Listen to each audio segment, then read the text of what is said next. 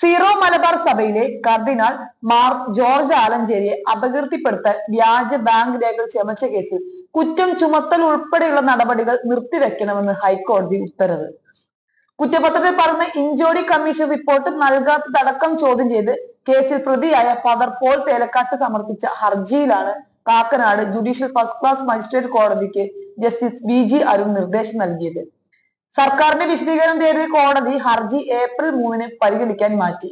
ഇതോടെ വ്യാജരേഖ കേസ് അട്ടിമറിക്കപ്പെടുന്നു എന്നതിന് കൂടുതൽ കാര്യങ്ങൾ പുറത്തു വരികയാണ്.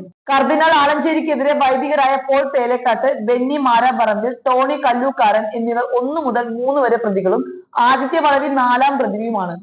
അദ്ദേഹം ഇപ്പോൾ വിദേശത്താണ്. ഇവരെ പ്രതികളാക്കി ഡിജിറ്റൽ തെളിവ് ഉൾപ്പെടെയാണ് പോലീസ് കോടതിയിൽ കുറ്റപത്രം സമർപ്പിച്ചത്. അതിൽ ചില വിമത മെത്രാന്മാരുടെ ബന്ധവും പറയുന്നുണ്ട്. അത് ചൂണ്ടിക്കാണിച്ച് സിനഡിൽ ചർച്ച വേണമെന്ന് ആവശ്യപ്പെട്ട് മാർ ആലഞ്ചേരി നൽകിയ കത്ത് തള്ളുകയായിരുന്നു. സഭാ നേതൃത്വം പോലീസ് കണ്ടെത്തിയ പ്രതികൾക്കെതിരെ ഒരു ശാസന പോലും നൽകാതെ പൂർണ്ണ സംരക്ഷണം നൽകുന്നുവെന്നതിൽ സഭാ വിശ്വാസികൾക്കിടയിൽ പ്രതിഷേധം ശക്തമാണ്.